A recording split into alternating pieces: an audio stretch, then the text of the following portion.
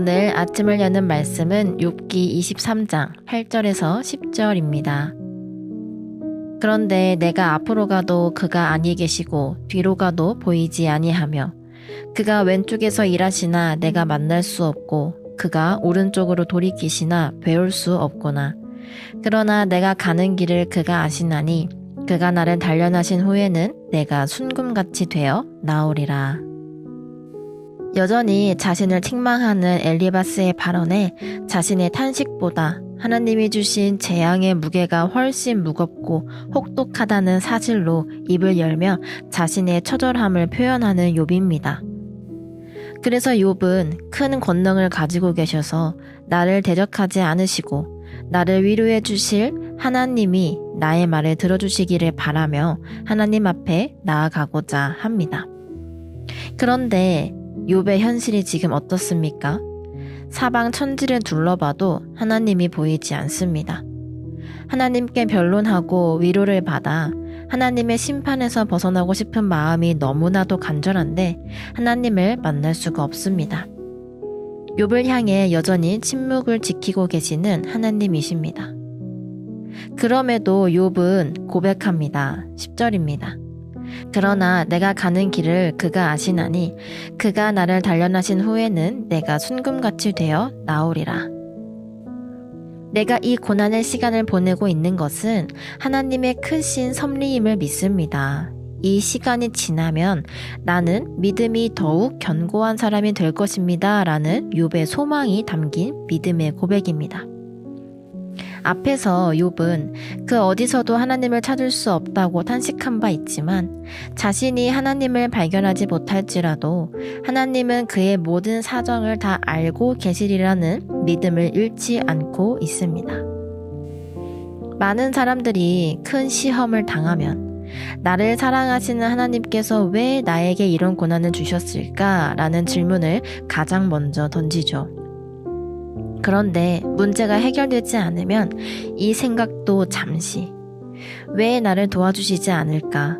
기도했는데 왜 기도가 이루어지지 않을까라는 의구심이 배신감으로 변하여 하나님을 쉽게 떠나고 맙니다.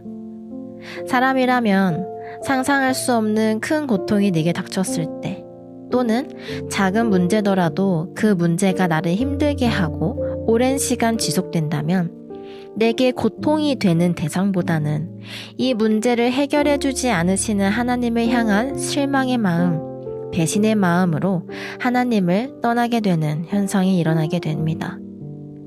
그러나 성경은 우리에게 그러한 모습을 이야기하고 있지 않습니다. 성경은 그 고난 속에서 욥이 하나님을 포기하지 않았고 굳건한 믿음으로 하나님을 기다리는 것에 집중하고 있습니다. 욥은 어떻게 이럴 수 있었을까요?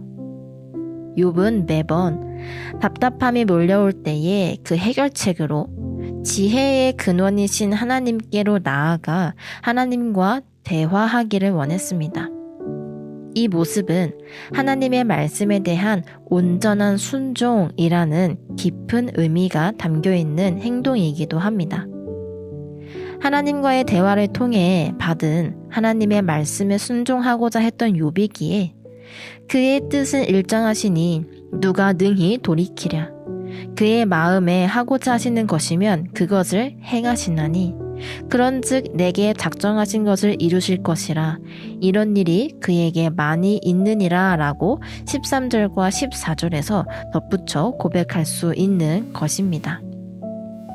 하나님께서 이 침묵의 시간, 단련의 시간을 통해 깨닫게 하실 것은 무엇일까요? 하나님으로부터 온 믿음은 견고하여서 사단의 모든 관계를 이기며 신앙적인 지혜의 말로도 무너지지 않는다는 것을 알려주시는 것입니다. 욥을 향한 하나님의 긴긴 침묵은 욥에게 베푼 믿음의 견고함을 증명하고 있습니다. 사랑하는 성도 여러분, 우리에게도 욥과 같은 신앙의 모습이 있어야 하겠습니다. 물론 생각으로, 말로는 참 쉽죠. 그러나 나의 현실이 욥과 같다면 걱정과 불안이 계속 생성되는 고통 속에서 오직 하나님만을 의지하고 바라본다는 것이 쉽지 않은 연약한 우리들임을 알고 있습니다.